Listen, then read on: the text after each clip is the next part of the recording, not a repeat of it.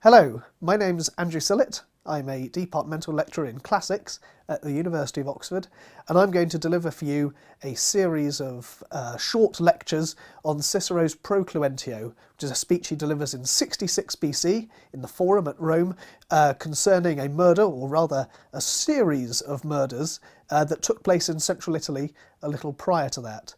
Now for this first section, and there are going to be 5 sections overall, but for this first section, what I'm going to take you through is a general outline of what's led us to this point. What is the background to this case? What's going on in the forum when Cicero gets up to speak?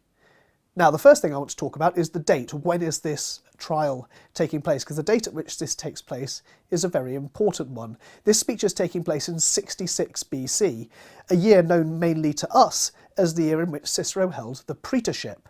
Now, the praetorship is the second most senior magistracy at Rome. It's just below the consulship. And if you remember from wider reading on Cicero, you'll know that the consulship was the high point of Cicero's career. It was the time at which he was totally in charge of Rome, the time at which he cast down his enemy Catiline, accusing him of a conspiracy, and was praised to the skies for rescuing Rome. We're just a couple of years before that. Cicero has been elected to the praetorship. He's been elected first among all the other praetors, so he is clearly a very important politician at this point. His greatness is starting to show itself. And if we think about Cicero as a young man growing up in a small rural Italian town very far from Rome, indeed, this has been a meteoric rise for him. This is a real venue in which Cicero can show just how important he is and just how talented he is. Young men from Arpinum like Cicero don't tend to reach the praetorship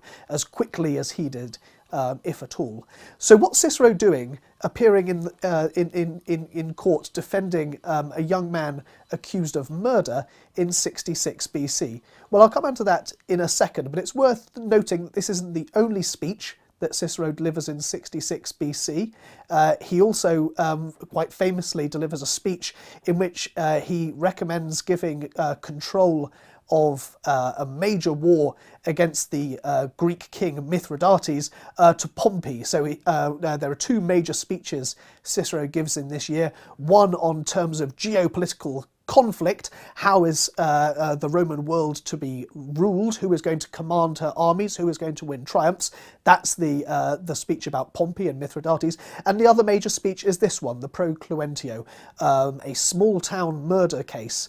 And on the face of it, that's quite unusual. What is it about this case that leads Cicero, who otherwise would be talking about very important matters like the war in Rome's eastern provinces, to focus on this? And I'll focus on that a little bit towards the end. As well as the year, 66 BC, another important feature to consider is who is Cicero defending? Well, from the name of the speech, the Pro Cluentio, you can probably guess that it concerns a man called Cluentius. Now, the full name of this chap is Aulus Cluentius Habitus, and just to make that confusing, in the Latin text, Cicero often refers to him just as Habitus. So off the top of your heads, just remember that. Cluentius and Habitus are the same person, and they are the person that Cicero is defending. It's the person who's been accused of murdering his stepfather, Oppianicus, and Cicero is giving a speech defending him of that, claiming that he is innocent of this crime. I'll talk in a little bit about the nature of some of the other charges against Cluentius and some of the specifics of those. But remember, Aulus Cluentius Habitus, not a totally unknown young man. He'd been in Rome before and had taken part in a rather famous court case, but again, I'll discuss that in a little while. Just remember, Aulus Cluentius Habitus, often referred to by Cicero as Habitus, has been put on trial in the middle of the Roman Forum, accused of murder, and Cicero is standing up to defend him. Now, what does a Roman court look like? That's got to be important if we're going to understand what sort of a speech Cicero's delivering. A Roman court is very, very different from what we might imagine when we think about a modern court. There are numerous features we should consider that make this different, but I'd like to run you through a few of them.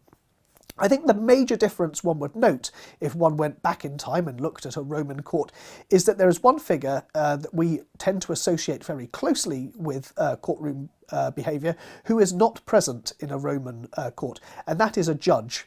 A modern British or modern English or Scottish court is presided over by a judge whose job is to keep control of affairs and instruct the jury on what the law is, and generally make sure everything runs properly.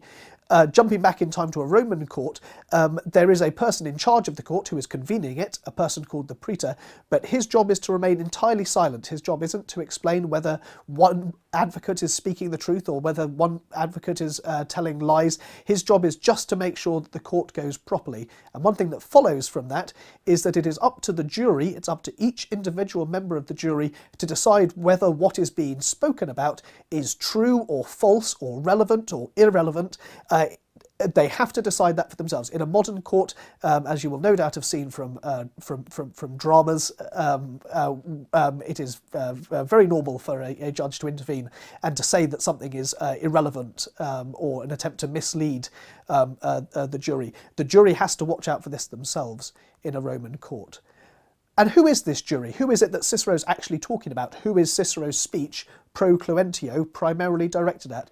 Well, it's a jury, much like our system, but while our system is made up of 12 randomly selected British citizens, the Roman system is rather different.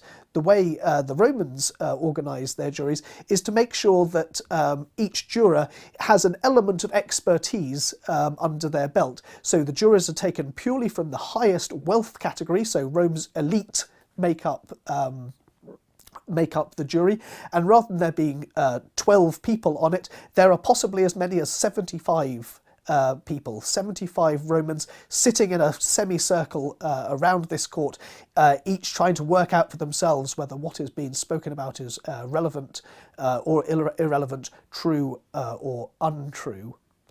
Now, finally, I suppose what we need to think about is what's going to happen at the end of this speech. What's going to happen at the end of this trial?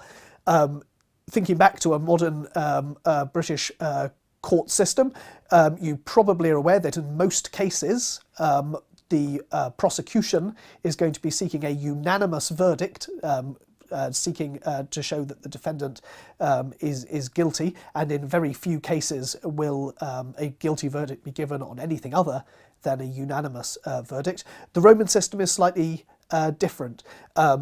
Cicero only needs to convince half of the jury to say that his defendant is not guilty for him to win, and the prosecution only needs to get 50% plus one of the juries to say that the defendant is guilty for him to be condemned. So it is a numbers game. While in a modern court a speech is trying to achieve certainty and to try and make sure that the jury are absolutely certain that this person is guilty if they're going to be condemned, in a Roman court all you have to do is sort of tilt the balance in favour of one way or another, and that allows for far trickier and far more uncertain arguments to be put forward and far more irrelevant material being brought in. Now, finally, what happens at the end of a modern court, obviously, is that once the verdict has been returned, the judge will give a sentence, right? The judge will hand down a sentence according to what the law dictates is a fair punishment for what this person has been accused of. In the Roman system, there is no leeway whatsoever for what the charge is. For all the cases that Cicero has ever defended, the punishment is exile. And this is what's going to happen in the Pro Cluentio. If Cicero's client is found guilty, he will lose his citizenship status. Any marriage he has will be declared null and void. Any property he owns, he will no longer have any right to, and he will be forced to leave Italy within 60 days. And if he is found within Italy's confines, he will be put to death, and anyone hiding him or giving him food or water will be put to death as well. And so that's what the stakes are here. Aulus Cluentius is fighting for his life in a very real way, and Cicero's job is to defend him and make sure that he is not sent into exile.